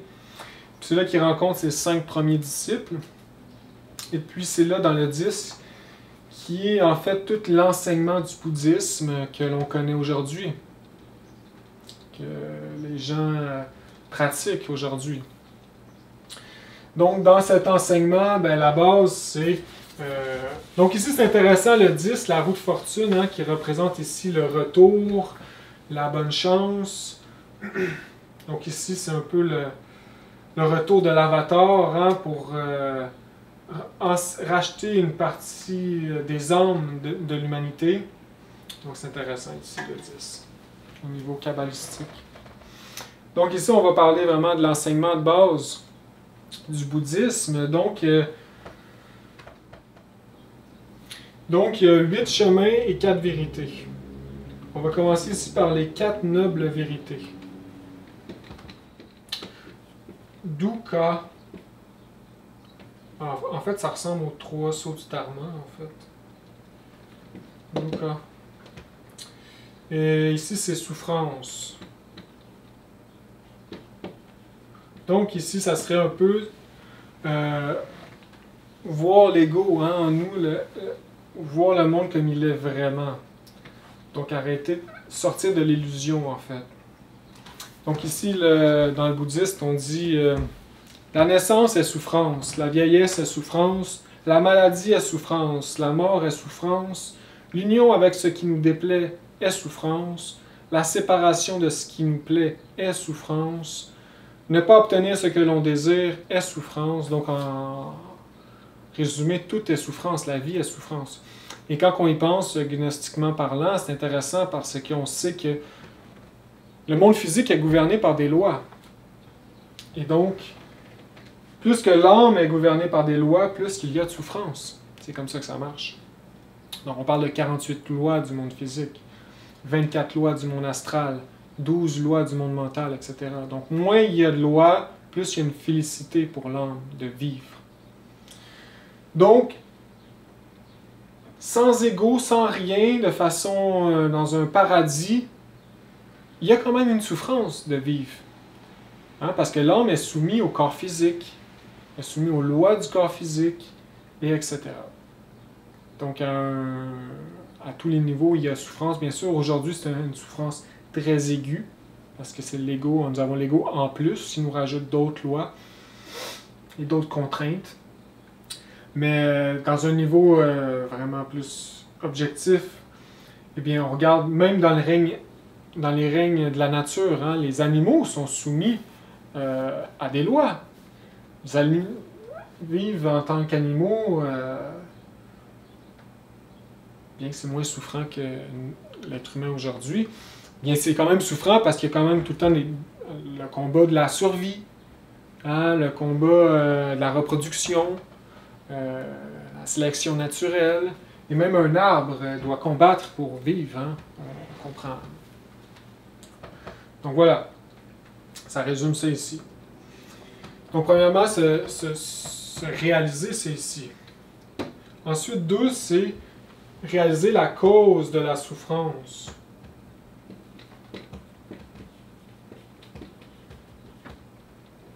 Donc ici, on parle de Samadaya. Donc ici, c'est l'origine de la souffrance. Bien, dans le bouddhisme, on dit que c'est l'attachement.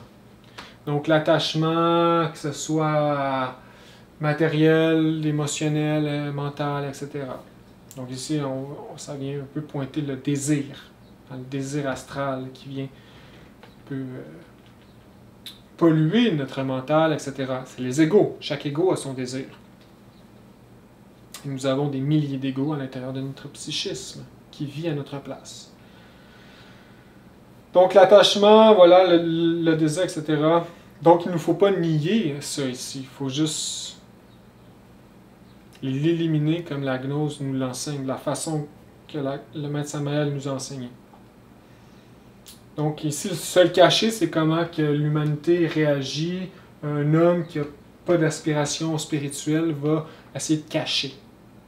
La psychologie aujourd'hui qui est athée, la psychologie, les psychologues médicales, c'est comme une stratégie pour cacher ces souffrances. Et que tu la caches ou non, elle est là, puis elle va revenir peut-être même plus fort. Et donc c'est ça ici, ils nous disent ici que voilà, il ne faut pas le cacher, il ne faut pas tomber dans le désir aussi, parce que ici, tomber dans le désir, tomber dans les tentations, parce qu'on reste prisonnier de sa propre tentation, et elle devient de plus en plus forte. Ici, ça revient à dire que si on fait ce que l'ego demande, on le grossit. Il devient plus fort. Donc, c'est un peu une prison empoisonnée. Hein. On reste pris dans l'espèce de mauvaise habitude. Puis on le nourrit, puis on reste pris dedans. Donc, voilà. Ça rapporte tout à la mort psychologique et cette science merveilleuse. Heureusement que le Bouddha Maitreya Samael nous a apporté. 3. C'est la cessation de la souffrance. Donc la cessation de sa souffrance, ça serait s'en libérer. Ici, dans le bouddhisme, on dit Nirada ou Nivada. Ici, on dit se libérer de l'attachement. Puis là, dans le bouddhisme, aujourd'hui, c'est aller c'est se couper les cheveux et tout renier et aller en méditation. Faire des mantras, etc.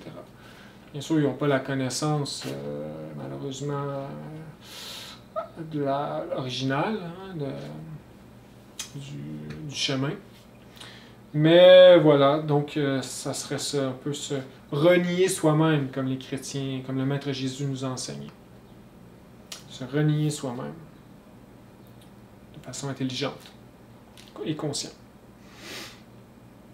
Donc ici dans le bouddhisme, c'est dit aller en méditation pour atteindre le nirvana. Leur but, c'est d'atteindre le nirvana ou le satori japonais, qui est la même chose. Ensuite, 4, ça serait le chemin vers la cessation de la douleur, de la souffrance. Donc le chemin vers la cessation de la souffrance, et c'est là qu'on vient enseigner les 8 nobles chemins.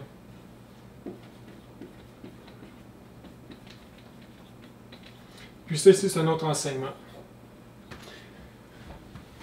Et donc, donc voilà, le but en fait, en résumé, ça serait juste de comment éliminer la souffrance en fait. Et on sait que dans la gnose, comment faire. Donc, à nous de l'étudier et de la mettre en pratique. Donc voilà, parlons des 8. Maintenant, qui est un autre enseignement de base dans le bouddhisme. Donc, on voit souvent la roue ici avec 8 branches, hein, qui symbolisent ces 8 nobles chemins. Donc, je ne vais pas les écrire ici, ça va être long un peu. Premièrement, il dit bonne visualisation. Le maître Samael nous a apporté un peu une synthèse, hein, il l'a retraduit un peu. Donc ici, il dit, le bouddhiste dit une bonne visualisation, le maître il dit une compréhension créative. 2, c'est les chemins, les 8 chemins à suivre. Une bonne intention, donc visualisation. Une bonne intention.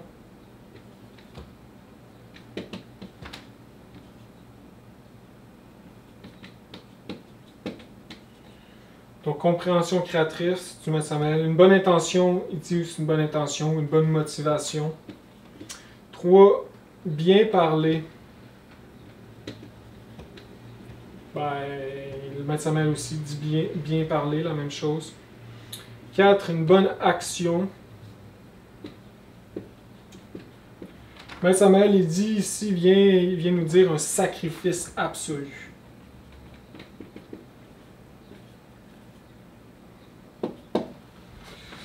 Cinq,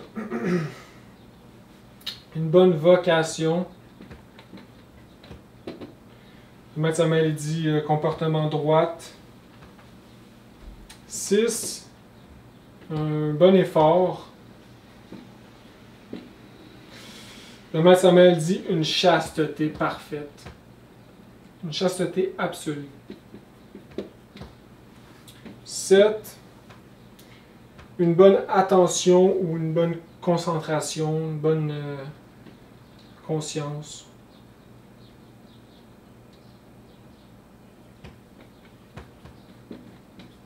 Le maître Samael vient nous dire ici combat constant contre la magie noire.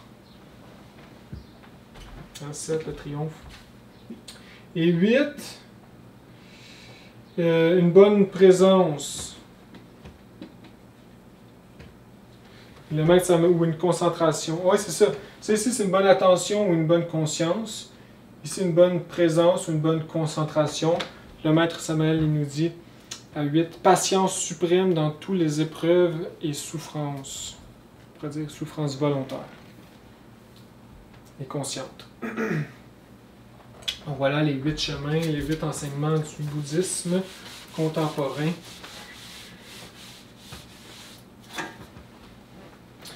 Donc vient le 11e étape. Donc la 10e étape, le Bouddha enseigne à l'humanité son dharma. 11, visite du Traya Strimsa. C'est un paradis. Traya Strimsa, ça veut dire le 33. C'est un niveau paradisiaque. Donc, ici, dans l'histoire, il visite sa mère dans les mondes internes, dans cet endroit, un nirvana. C'est intéressant parce que c'est les 33 qui viennent nous apporter aux 33 vertèbres de la colonne vertébrale. Et toute cette signification ésotérique. Et on le voit souvent avec l'image qu'il y a une échelle à 33 marches.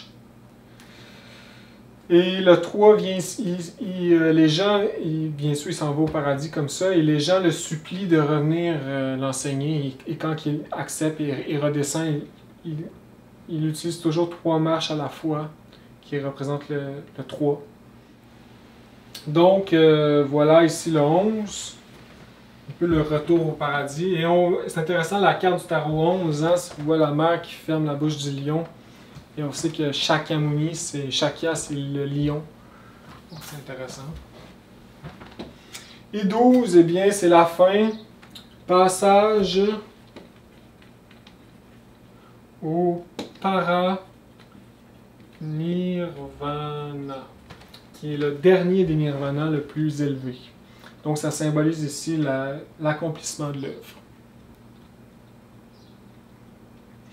Par le 12 du tarot. Et donc voilà le chemin que nous devons suivre aussi si nous voulons incarner notre Bouddha intérieur, notre Bouddha de compassion qui est l'être, notre Père. Et voilà pour un résumé du bouddhisme contemporain, les significations ésotériques.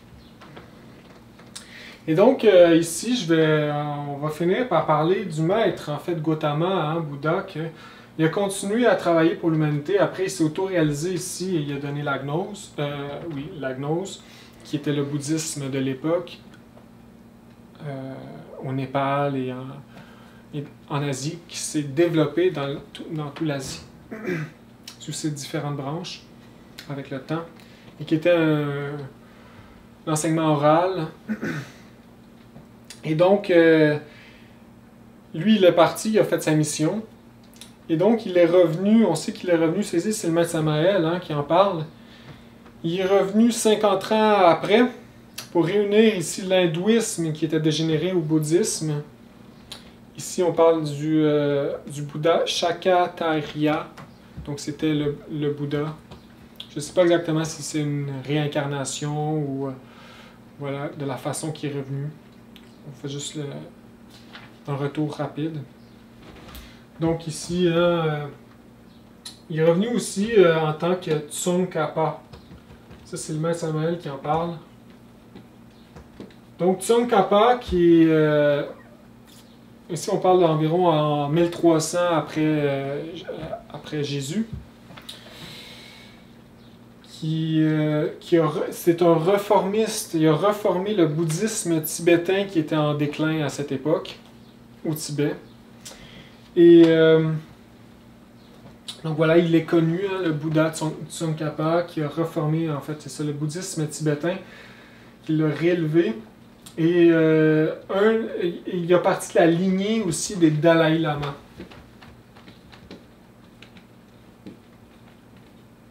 Donc aujourd'hui, on est rendu au 13e, au 14e, je crois. Et donc, le premier Dalai Lama était un étudiant de Tsongkhapa. Et voilà, donc c'est très intéressant, c'est ici, hein, ces deux vies. Et puis la troisième petite histoire du Bouddha, ben, on pourrait même en rajouter un quatrième ici. Et donc la troisième, on pourrait dire... troisième ici. C'est le maître Samael qui apporte ça, c'est vraiment intéressant. C'est dans son livre Cours d'astrologie ésotérique, je crois, La Balance et le Scorpion. Il en parle très brièvement, mais il dit que le maître Gautama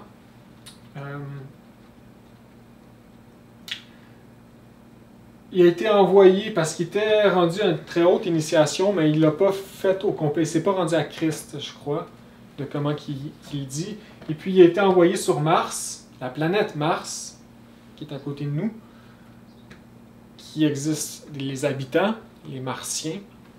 Donc ici, si vous êtes nouveau dans la gnose, ça va vous paraître un peu scandaleux. Qu'est-ce que je dis? Qu'il y a des extraterrestres sur Mars, des habitants, mais j'ai fait une vidéo qui explique tout, hein, qui explique pourquoi on ne les voit pas, pourquoi on est mis en quarantaine, etc. Donc allez la voir si vous voulez savoir pourquoi on ne les voit pas, ou pourquoi, etc. Mais il existe une humanité sur beaucoup de planètes, dont Vénus, Mars, etc. Donc ici je ne rentrerai pas dans les détails, mais les habitants de Mars, ici il parle de 1700, du 17e siècle, donc 1600, il commençait le problème de l'ego, l'infection psychique de l'ego sur Mars. Et puis avant que ça aille trop loin, ils ont envoyé le Bouddha pour qu'il aille nettoyer l'humanité sur Mars, réorganiser l'humanité, pour détruire définitivement ce germe de l'ego qui voulait commencer. Et puis c'est là qu'il s'est christifié. Et donc le Maître Samael dit que de Mars, en ce moment, émane une force christico-bouddhique. Christico-bouddhique.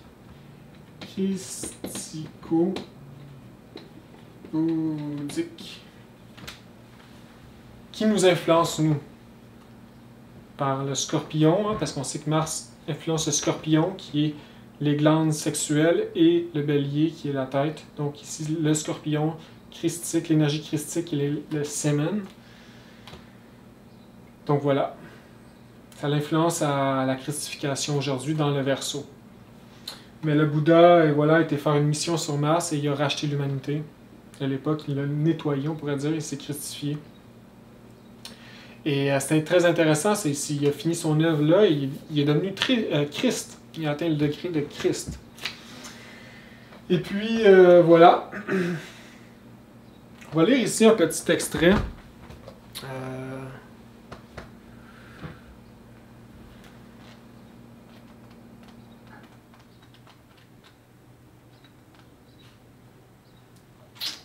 Donc, le maître, il dit... la cause de cet éveil doit être recherchée dans l'influence du grand illuminé Bouddha qui, au XVIIe siècle, est devenu le rédempteur de l'humanité martienne et s'est crucifié dans les forces de Mars afin de racheter les Martiens et d'aider notre humanité terrestre au moyen des forces bouddhico-martiennes qui irradient aujourd'hui de la planète Mars. Dans la prochaine leçon, nous parlerons plus amplement de Bouddha de Mars. Et donc, il explique ici, Bouddha est rendu ici, il dit, Bouddha est devenu un guerrier. Il irradie maintenant, à partir de Mars, sa puissante énergie bouddhico-martienne. Quelle merveille de la création. Bouddha devenu guerrier. 3 petits points. C'est très intéressant, vraiment. Donc ici, ça vient nous dire aussi que Bouddha est du rayon de Mars, hein, l'âme de Gautama est du rayon de Mars, donc gouverné par Samael. Donc Bouddha est du rayon de la force. Et c'est une autre raison aussi que je crois personnellement que le bouddhisme est aussi populaire sur la planète Terre aujourd'hui et aide autant parce qu'elle émane du rayon de la force. Et ça, c'est intéressant, c'est à méditer. Voilà, donc Bouddha est du rayon de Mars, c'est un guerrier de Mars. Comme un peu, le maître Samael nous dit aussi François d'Assise, c'est du rayon de Mars, et il y en a d'autres aussi, comme le maître Moria. Et voilà. Il y a plusieurs rayons comme ça, rayon de la sagesse, rayon de la médecine, etc. Donc, c'est très intéressant ici. Et pour la dernière partie... Ah oui, c'est ça. Dans le livre ici, j'ai été sur Mars, de Narcisco Genovese, qui est un peu le seul œuvre qui nous explique les extraterrestres sur Mars, comment ils vivent, etc., leur culture. Donc, c'est à la page 108.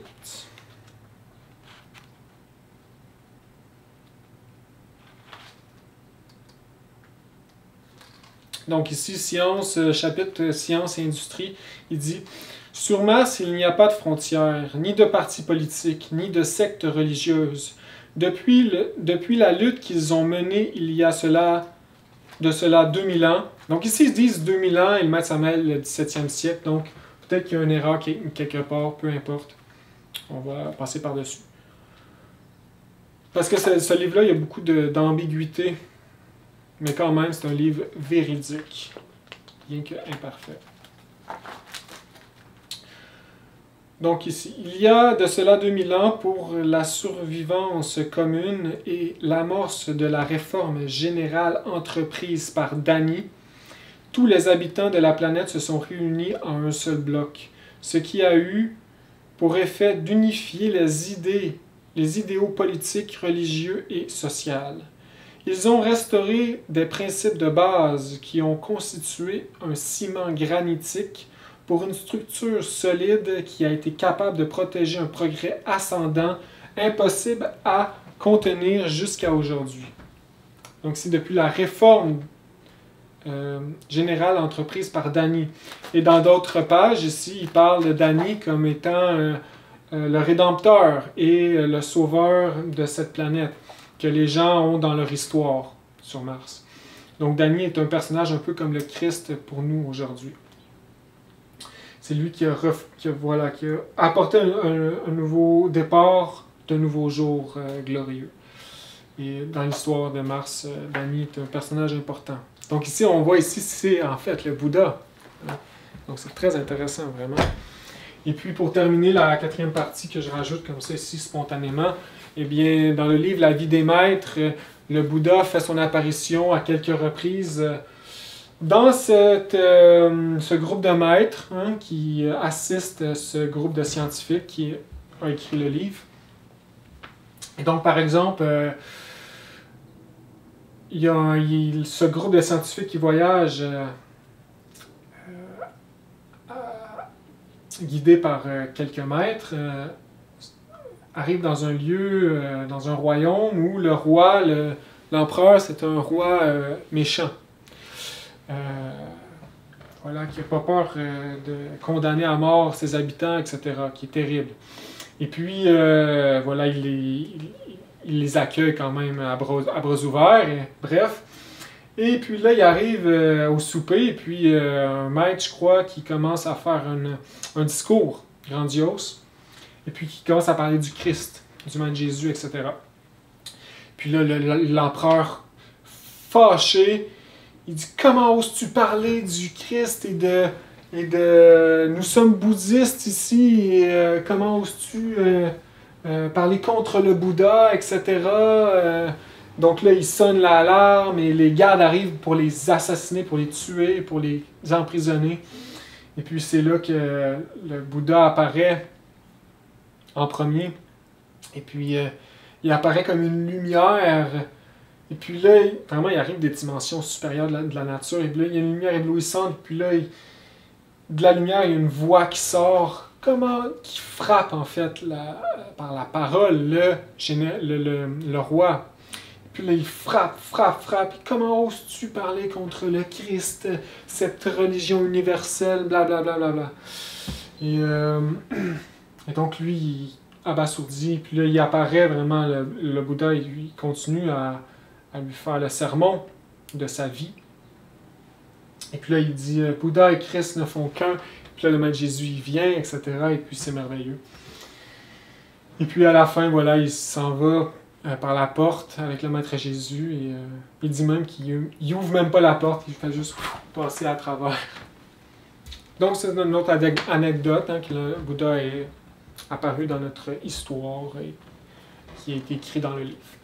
Donc voilà, il est présent aujourd'hui, comme tous les maîtres de la Loge Blanche, dans les mondes supérieurs, et ils essaient de nous aider, malgré notre karma, à récolter un peu les fruits de l'humanité, à nous stimuler de l'intérieur pour que nous travaillions dans les 3 facteurs de la révolution de la conscience. Et donc la gnose, qui est le seul moyen de nous auto-racheter. Et bien sûr, ces maîtres nous attendent, nous devons juste le mériter. Et voilà pour cette conférence sur le bouddhisme et tous ces symboles par rapport à la gnose d'aujourd'hui. Et voilà, je crois que j'ai fini la conférence et je vous souhaite une bonne continuité, les amis. Et voilà. Merci beaucoup et à la prochaine.